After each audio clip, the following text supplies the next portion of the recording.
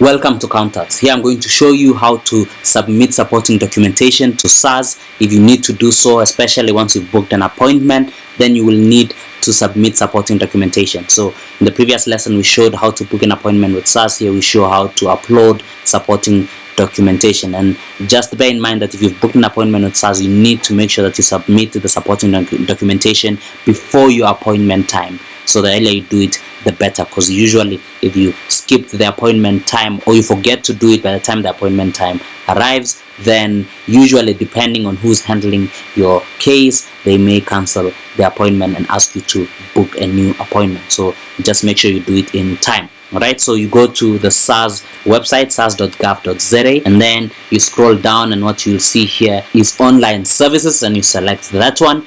And then after selecting the online services, you have a few items here, and the second one we have is submit supporting documents. So you select that one, and then once you've selected that one, it will take you to a page where you'll just have to fill in your information. Now if you watched our video on booking the appointment, you will know that they give you a case number once you've booked an appointment. And it's not only when you've booked an appointment that you need to submit supporting documentation. Sometimes you may need to do so for other reasons when you're asked to submit supporting documents. So the first thing that you'll put here is your case number.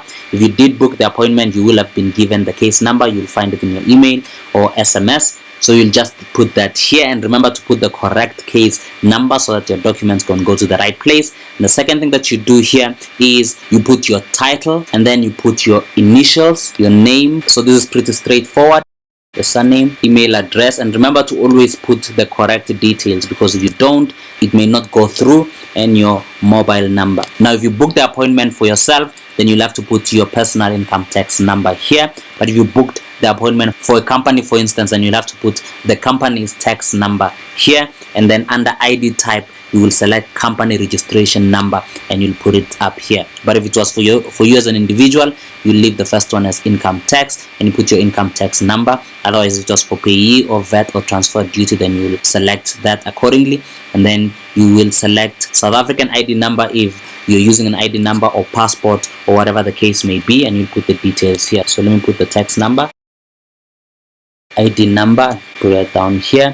And then once you've done that, you need to upload the supporting documents. So you go here where it's written documents, and you see it's written 0 because I've not uploaded any document as yet. So I'll select that, and then this one comes up. Now you can select here to see the upload tips, and you'll see the requirements for you to upload the document successfully. And then you click here where it's written select to select the document. Now here you have to select one document at a time, so I'll select them here. Now remember, the number of documents that you need to upload depends on what you're booking the appointment for, or why you're uploading the documents. So just bear that in mind. So there's no specific number for all cases, so you just have to look at the requirements, or you would have been given the requirements depending on why the documents are required. So if you booked an appointment, depending on why you booked the appointment, whatever supporting documentation you need to upload, do upload those. Okay, and once you've uploaded all the documents that you need to upload, you just click on done, and you'll see here it's going to show you the number of supporting documents that you have uploaded, and then you just select submit. Once you've done that, here you need to put in the captcha, so I'll put them in. If you don't get them correctly, obviously it won't go through, as you would know. And then you select validate, and there you can see it says thank you for your submission, correspondence will be issued shortly. Make sure you see that, because if you don't see that, then the documents may not have gone through. And once your documents have gone through, you will receive an email to that effect. So you will be told that the documents were uploaded successfully, or they were submitted successfully. And that is all you need to do for uploading supporting documentation. Hope that has helped. Till next time, cheers.